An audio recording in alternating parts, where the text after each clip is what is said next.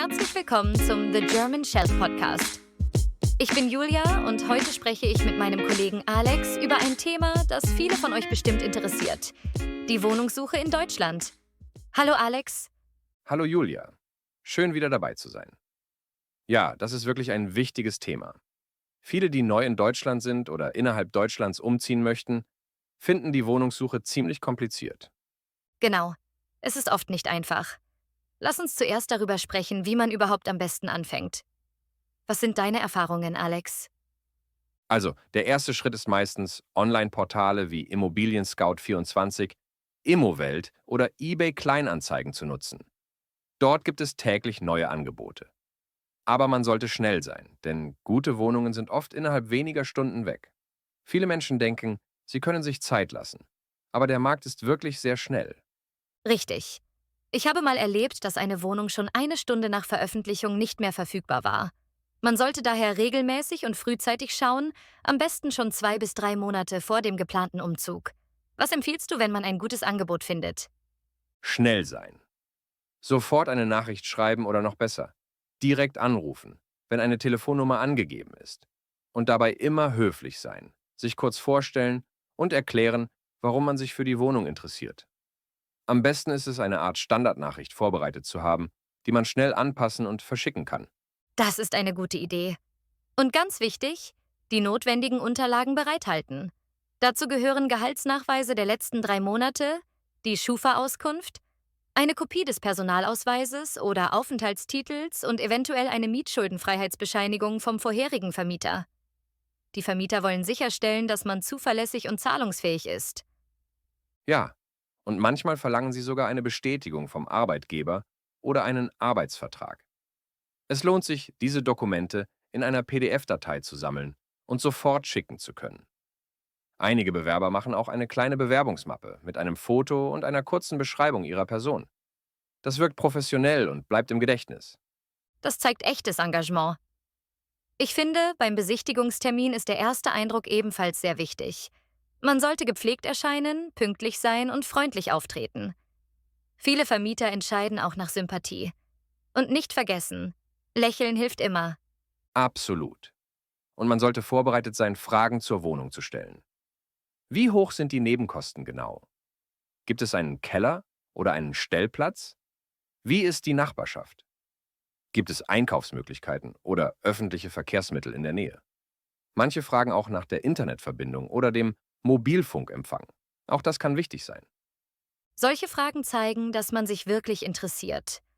Und was ist, wenn man zur Besichtigung eingeladen wird, aber mit 20 anderen Leuten im Flur steht? Dann muss man versuchen, positiv aufzufallen, ohne aufdringlich zu sein. Ein nettes Lächeln, ein höfliches Gespräch mit dem Vermieter oder Makler und ein paar gezielte Fragen können schon helfen. Man kann sich auch mit einem kurzen Ausdruck wie „Ich freue mich wirklich sehr über diese Möglichkeit" in Erinnerung bringen. Ein kleiner Ausdruck von Dankbarkeit bleibt oft im Kopf. Genau. Und wenn es dann doch nicht klappt, nicht den Mut verlieren.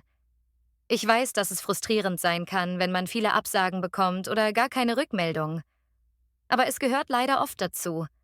Man sollte flexibel bleiben. Vielleicht eine kleinere Wohnung akzeptieren, als man ursprünglich wollte, oder in einem anderen Stadtteil suchen. Oft findet man in Randbezirken ruhigere und günstigere Wohnungen mit besserer Lebensqualität. Und manchmal entdeckt man dabei sogar ganz neue, charmante Gegenden. Das ist ein guter Punkt. Und besonders für Studierende oder Berufseinsteiger können WGs eine gute Möglichkeit sein, nicht nur eine Unterkunft, sondern auch soziale Kontakte zu finden.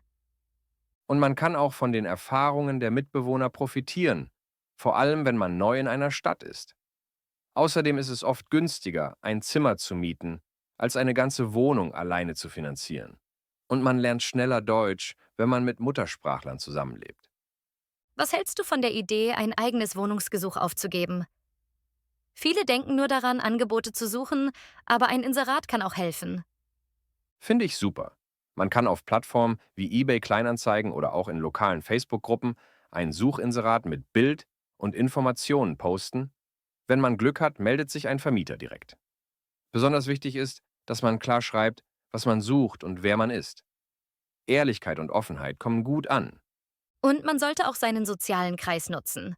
Freunde, Kollegen, Bekannte. Manchmal wissen sie von einer freien Wohnung oder einem WG-Zimmer. Mundpropaganda ist in Deutschland nicht zu unterschätzen. Und wenn man in einem Verein aktiv ist oder in einer Sprachschule, kann man dort auch mal nachfragen. Oder man schaut in lokalen Zeitungen. Auch da gibt es noch Wohnungsanzeigen. Richtig. Und wer schon länger in Deutschland lebt, kann auch Mitglied in einer Wohnungsgenossenschaft werden. Diese vergeben Wohnungen oft günstiger und ohne Maklergebühren. Aber man muss dafür Genossenschaftsanteile kaufen. Das ist eine Art Investition. Und in vielen Städten gibt es Wartelisten, also lohnt es sich, früh anzufangen. Manche Genossenschaften bieten auch Beratungen oder Unterstützung beim Umzug an. Das ist ein echter Pluspunkt. Das lohnt sich besonders langfristig. Auch Stadtverwaltungen bieten manchmal günstige Wohnungen an, vor allem für Menschen mit geringerem Einkommen. Dafür braucht man allerdings oft einen Wohnberechtigungsschein. Und manchmal gibt es auch spezielle Förderprogramme für Familien oder Alleinerziehende. Informationen dazu findet man meistens auf den Webseiten der Stadt oder im Bürgerbüro. Genau, und den bekommt man beim Amt, wenn man bestimmte Voraussetzungen erfüllt. Für internationale Zuhörer kann das ein bisschen bürokratisch sein, aber es lohnt sich, sich darüber zu informieren. Am besten ist es, sich persönlich beraten zu lassen. Oft gibt es kostenlose Beratungsstellen in den Städten. Und auch Caritas oder Diakonie helfen weiter. Eine Sache, die wir noch nicht erwähnt haben, ist das Thema Makler. Viele Wohnungen werden über Makler angeboten und oft fragen sich die Leute, ob sich das lohnt. Guter Punkt. Makler können durchaus hilfreich sein, vor allem wenn man wenig Zeit hat oder neu in einer Stadt ist. Aber man sollte wissen, wenn man eine Wohnung über einen Makler mietet, muss man unter Umständen eine Provision zahlen, das sogenannte Maklercourtage. Diese liegt meist bei 2 Netto-Kaltmieten plus Mehrwertsteuer. Seit dem sogenannten Bestellerprinzip zahlt allerdings derjenige den Makler, der ihn beauftragt hat, also in der Regel der Vermieter. Das stimmt. Trotzdem sollte man beim ersten Kontakt immer nachfragen, wer die Kosten trägt. Und wenn man eine Wohnung ohne Makler findet, spart man natürlich Geld. Es gibt also Vor- und Nachteile. Wichtig ist, dass man sich gut informiert und weiß, worauf man sich einlässt. Ein weiterer Punkt: Haustiere. Viele Zuhörer haben Hunde oder Katzen. Leider ist es gar nicht so leicht, mit Haustieren eine Wohnung zu finden, oder? Stimmt. Manche Vermieter erlauben Haustiere, andere nicht. Man sollte das Thema auf jeden Fall offen ansprechen. Am besten ist es, gleich in der Anfrage zu schreiben, dass man ein Haustier hat, zum Beispiel einen kleinen, gut erzogenen Hund. Und idealerweise bringt man auch eine Bescheinigung mit, dass es in der alten Wohnung keine Probleme mit dem Tier gab. Oder sogar eine Empfehlung vom alten Vermieter. Das wirkt oft Wunder. Generell gilt, Ehrlichkeit zahlt sich aus. Und wer respektvoll mit dem Eigentum anderer umgeht, hat auch bessere Chancen, eine passende Wohnung zu finden. Jetzt haben wir wirklich viele Aspekte besprochen. Ich hoffe, unsere Tipps helfen vielen weiter. Hast du noch ein Schlusswort für unsere Hörerinnen und Hörer? Ja, bleibt positiv. Informiert euch gut und nutzt alle Möglichkeiten, die ihr habt. Und denkt daran, die perfekte Wohnung wartet vielleicht schon auf euch. Und vergesst nicht, es ist vollkommen okay, zwischendurch mal eine Pause zu machen. Wohnungssuche kann anstrengend sein, aber am Ende lohnt sich die Mühe. Und manchmal findet man das Beste ganz unerwartet. Danke dir, Alex. Und euch, liebe Zuhörerinnen und Zuhörer, wünschen wir ganz viel Erfolg bei der Wohnungssuche. Wenn euch diese Folge gefallen hat, abonniert unseren Podcast und lasst uns eine Bewertung da. Bis zum nächsten Mal bei The German Shelf Podcast.